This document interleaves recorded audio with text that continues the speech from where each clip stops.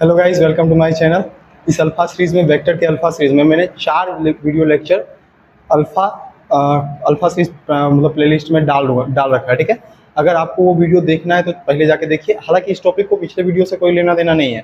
आपके पास अगर common sense से समझने की क्षमता है तो आप इसे बिना पिछला टॉपिक देखे हुए भी समझ सकते हैं, क्योंकि ना तो इसमें वेक्टर क्या होता है इसको समझने की जरूरत है, और ना ही आपको वेक्टर एडिशन और सब्सट्रैक्शन को। लेकिन अगर आपको सही तरीके से पढ़ना और मजबूत करना और इसका मतलब समझना है तो आपको एक बार वो लेक्चर देखना चाहिए। ठीक है, तो आइए अब क्या करते हैं, हम लोग पढ़ेंगे आज क्या, रिसोल्यूशन ऑफ अ वेक्टर। मतलब अभी तक मैंने क्या किया था, मैं अभी तक हम कर रहे थे क्या, कि दो वेक्टर को ऐड करके एक नया वेक्टर ला रहे थे। अब क्या करना है, दो वेक्टर को एक वेक्टर आपके पास दिया हुआ है, उसको दो वेक्टर में डिवाइड करना है कि मतलब कौन दो वेक्टर इसका रिजल्टेंट होगा। एक होगा हॉरिजॉन्टल में, एक और होगा मतलब अथी क्या बोलते हैं वर्टिकल में। कैसे समझिए, मान लीजिए आपके पास कहीं रेंडम एक वेक्टर दिया हुआ है, वेक्टर ए। ओके, अगर आप इसे ध्यान से देखेंगे तो क्या हो रहा है कि इस पॉइंट पे अगर हम देखें, ठीक है, तो इस पॉइंट से इस पॉइंट पे पहुंचने के लिए वेक्टर थोड़ा सा आगे चली है और वेक्टर थोड़ा सा ऊपर उठी है। ठीक है, और ये इसका क्या है, रिजल्टेंट। फिर आगे देखें तो वेक्टर थोड़ा सा आगे चली है, थोड़ा सा ऊपर उठी है, और ये क्या है, इसका रिजल्टेंट है। वेक्टर फिर से थोड़ा सा आगे चली है और थोड़ा सा ऊपर उठी है, और ये क्या है, इसका रिजल्टेंट है। इसी तरीके से चलते चलते चलते चलते चलते चलते वेक्टर यहाँ तक आई और ऊपर वेक्टर यहाँ तक आई। ठीक है, और ये दोनों इसका क्या है, ये दोनों वेक्टर हो गया। ठीक है, और ये क्या है, इसका रिजल्टेंट। क्या है, रिजल्टेंट। अब अगर इसे समझे हम तो इसको देख सकते हैं, क्या इसमें क्या बात है, मतलब रिसोल्यूशन किस तरीके से करते हैं। ठीक है, इसको समझना है हमको, इसको समझने का प्रयास करेंगे। ठीक है, अगर मान लीजिए जैसे हम जानते थे, एक शुरू वाले लेक्चर में पढ़ाए थे इस बात को कि वेक्टर को क्या कर सकते हैं, हम मूव कर सकते हैं पैरेलली। ठीक है, तो ये वेक्टर आपका यहाँ है, इसको यहाँ ले आइए। क्या इसे मैं एक्स कोऑर्डिनेट और इसे मैं वाई कोऑर्डिनेट कर सकता हूँ?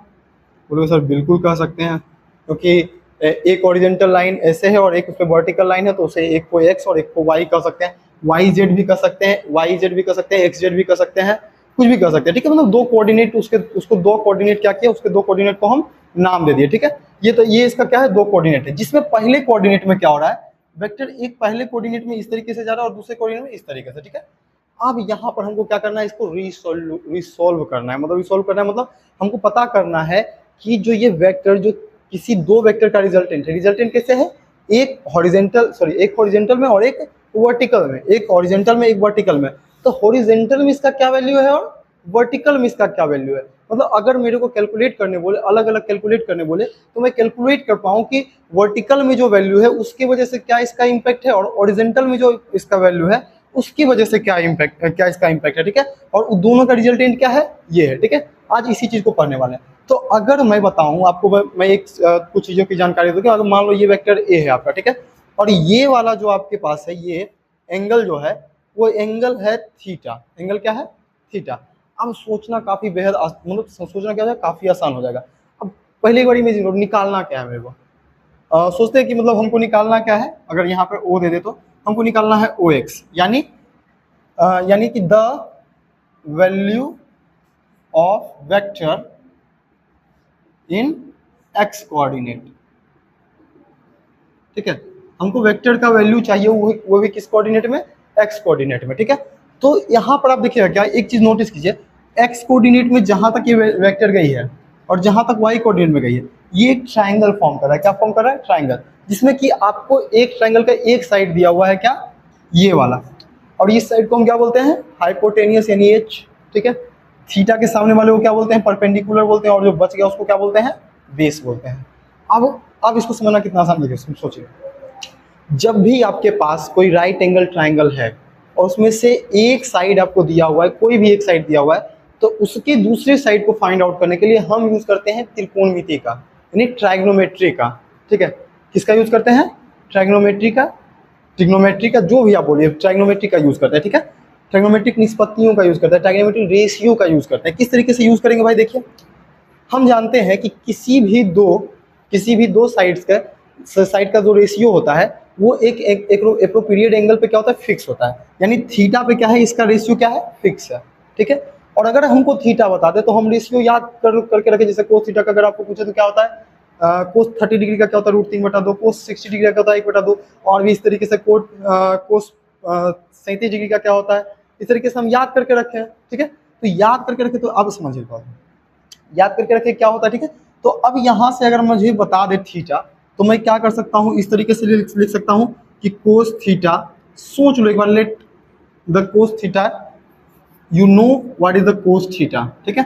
तो कोस थीटा बराबर क्या होगा, बेस अपॉन परपेंडिकुलर, क्योंकि हमको एक्स कोऑर्डिनेट में निकालना है, ठीक है। तो इसीलिए एक्स कोऑर्डिनेट के साथ हम संबंध लिखे हैं, ठीक है। जैसे हम एक्स कोऑर्डिनेट में क्या देख रहे हैं, एक्स कोऑर्डिनेट में हम बेस रखें और मतलब ये जो है आपका क्या है, हाइपोटेनियस है, मतलब हाइपोटेनियस है, मतलब आपका कर्न है, ठीक है। तो बेस और हाइपोटेनियस का जो रिलेशन होता है वो आपको दो चीज बना के देता है। पहला बना के देता है क्या, पहला क्या बना के देता है, सेक थीटा बना के देता है, दूसरा कोस थीटा। यूज के लिए हम कोस थीटा यहाँ लेके चल रहे हैं, ठीक है। यूज के लिए हम कोस थीटा लेके चल रहे हैं, तो कोस थीटा में हम क्या रखेंगे, b/h, ठीक है। मेरे को h पता है, h पता है, h क्या है भाई, तो a वेक्टर है, तो हम क्या करेंगे, cos theta is equal to b/a vector, ठीक है। अब इस a वेक्टर को क्या करो, इधर मल्टीप्लाई कर दो, ठीक है। b बराबर क्या हो जाएगा, कोस a कोस थीटा। ये इसका रिजल्टेंट हुआ, ठीक है, लेकिन ये इसका डायरेक्शन नहीं होगा, ये इसका डायरेक्शन नहीं होगा, ये इसका क्या हुआ, रिजल्टेंट हुआ है, ठीक है। डायरेक्शन ये नहीं होगा, ठीक है। ये इसका मैग्नीट्यूड आया, मैग्नीट्यूड मतलब बी वेक्टर का मैग्नीट्यूड क्या हुआ। डायरेक्शन हम किस तरीके से लिखते हैं, अगर मान लो कोई भी आपके पास क्वांटिटी है वो एक्स कोऑर्डिनेट में है, तो उसको हम आई कैप लिखते हैं, तो यहाँ से आपका डायरेक्शन क्या हो जाएगा, आई कैप, यानी बी वेक्टर बराबर क्या हो जाएगा, ए कोस, सॉरी बी वेक्टर बोलते हैं, एक्स कोऑर्डिनेट में जो आपका वेक्टर होगा, एक्स कोऑर्डिनेट में जो आपका वेक्टर होगा, एक्स कोऑर्डिनेट में जो आपका वेक्टर होगा वो होगा A cos theta I cap, A cos theta I cap, ठीक है। इसको हम, इसके बाद the value of vector in Y coordinate,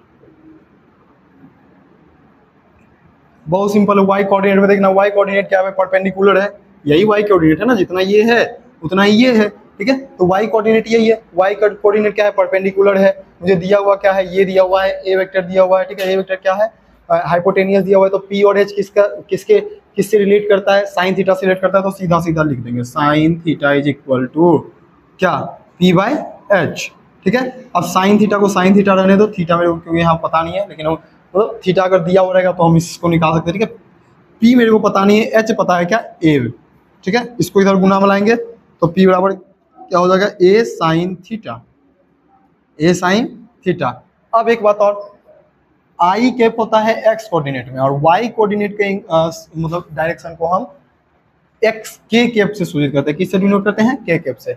ये था आपका रीसोल्यूशन मतलब किन दो वेक्टर का ये परिणामी वेक्टर हो सकता है, या किस दो वेक्टर का ये रिजल्टेंट हो सकता है। हम इसको क्या किए, सॉल्व करके देखे, हॉरिजॉन्टल और वर्टिकल में किस दो वेक्टर का ये एक रिजल्टेंट हो सकता है, हम उसको किए हैं, ठीक है। अब ऐसे भी समझ सकते हैं, मतलब अगर ये वेक्टर इस तरीके से जा रहा है तो इसका मतलब सही बात है क्या, कि इस डायरेक्शन में ये कुछ आगे बढ़ा है, फिर इस डायरेक्शन में कुछ आगे बढ़ा है, क्योंकि देख रहे हैं कि आगे भी बढ़ रहा है, ठीक है। सिर्फ इमेजिन करो कि तुम्हारे पास, तुमको और कुछ नहीं पता है, बस आगे का डायरेक्शन पता है, वो पता है कि ये क्या, कि आगे भी बढ़ रहा है, ठीक है।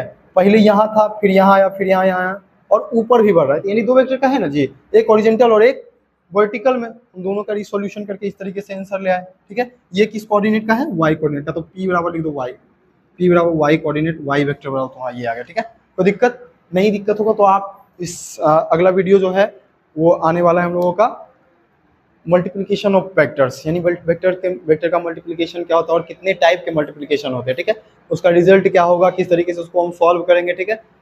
इस तरीके से ये सीरीज को हम आगे बढ़ाते जा रहे हैं, ठीक है। ये अल्फा सीरीज आपको फॉलो करना है, करिए। आपका जेई, IIT जेई और नीट के लेवल का क्वेश्चन भी मैं सॉल्व करवाऊंगा। After the completion of chapter we are solving some problem of related to JEE and others books like SC Verma, Irodov, जो भी आपका मन हो, जो आप कमेंट में कर दे उस बुक को सॉल्व करने के लिए तैयार हैं, ठीक है। तो पहले आप इसका नोट खुद से सेल्फ प्रिपेयर नोट बनाइएगा, ठीक है। अगर आपको वीडियो पसंद आ रहा हो तो अपने ग्रुप में शेयर कीजिए, चैनल को सब्सक्राइब कीजिए, और अगर आपको कोई प्रॉब्लम है तो उसे कमेंट डाउन कीजिए। Thanks for watching.